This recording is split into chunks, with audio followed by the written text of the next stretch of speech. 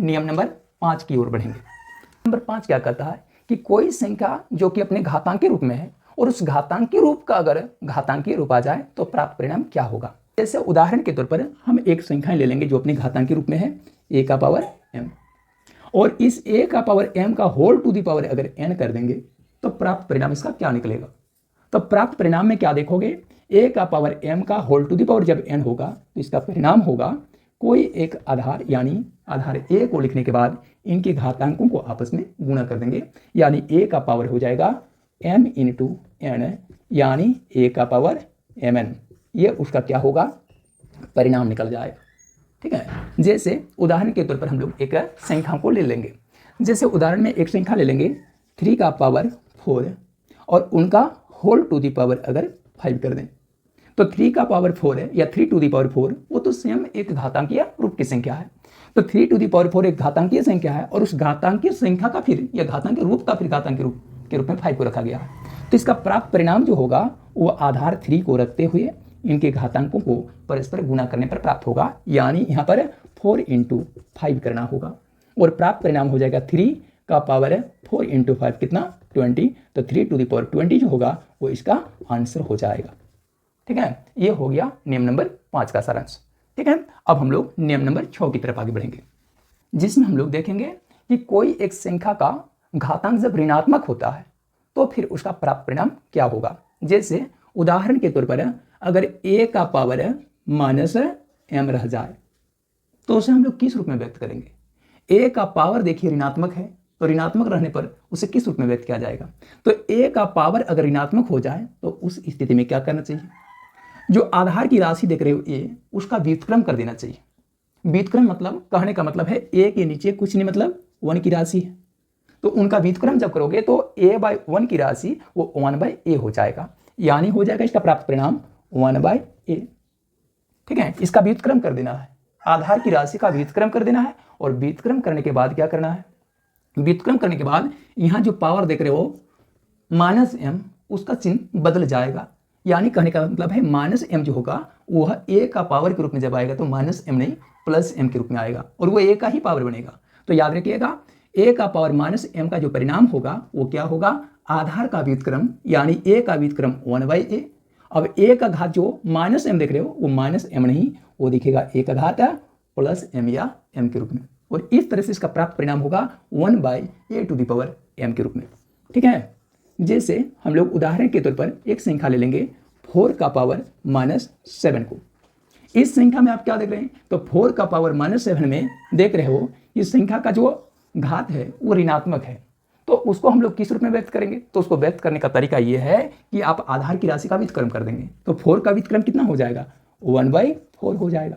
फिर इसका जो घात होगा वो -7 नहीं होगा बल्कि 7 या +7 हो जाएगा और इसे आप लोग आंसर कर देंगे। ठीक है, ये हो गया नियम नंबर 6 का सारांश। अब हम लोग इससे आगे निकलेंगे, नियम नंबर 7 में आएंगे। नियम नंबर 7 क्या कहता, तो घातांक का जो नियम नंबर 7 कहता है वो कहता है शून्य को छोड़कर किसी भी वास्तविक संख्या का जो घात शून्य हो जाए तो उस स्थिति में प्राप्त संख्या का जो परिणाम होता है वो 1 के समान होता है। ठीक है, शून्य को छोड़कर किसी भी वास्तविक संख्या, चाहे वो धनात्मक हो, चाहे वो ऋणात्मक हो, चाहे वो बट्टा के रूप में हो, ठीक है, चाहे वो दशमलव के रूप में हो, उसका पावर के रूप में केवल अगर शून्य रह जाए उस संख्या का जो प्राप्त परिणाम होगा वो 1 के समान होगा।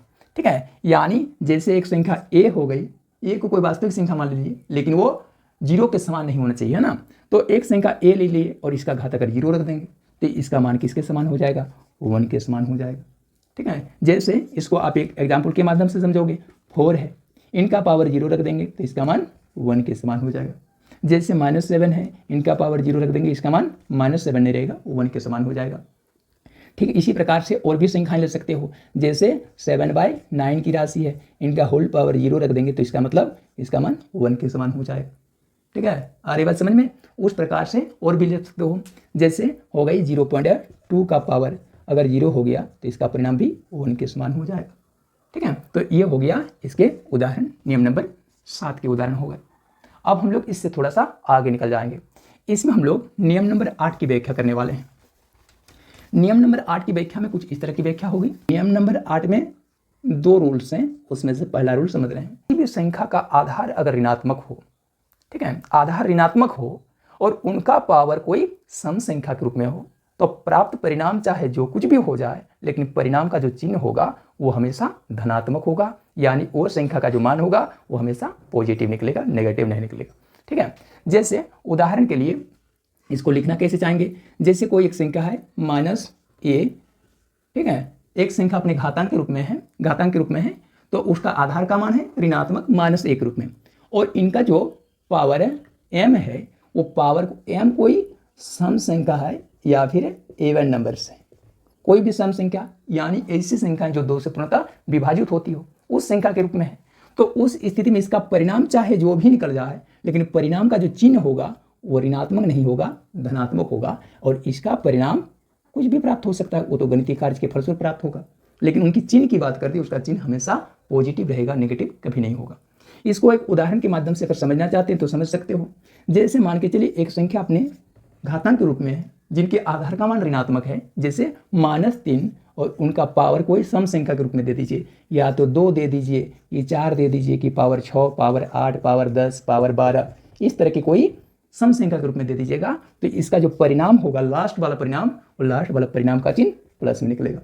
अब कोई कह देंगे कि यदि -3 का पावर 2 रहे तो कितना निकलेगा परिणाम, तो -3 का पावर अगर 2 रह जाए तो यहाँ पर परिणाम का चिन्ह प्लस में होगा, और 3 का स्क्वायर मतलब 3 × 3, तो 3 × 3 कितना हो जाएगा 9, तो +9 कहें या फिर इसको केवल 9 कहें, ये उसका आंसर हो जाएगा।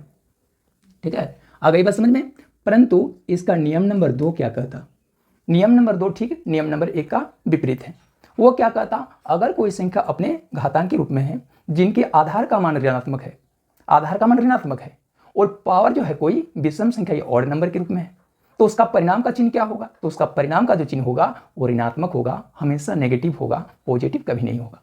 ठीक है, यानी -a का पावर m यदि कोई विषम संख्या या ऑड नंबर हो जाए, तो उस स्थिति में प्राप्त परिणाम का जो चिन्ह होगा वो क्या होगा, नेगेटिव होगा या माइनस में निकलेगा।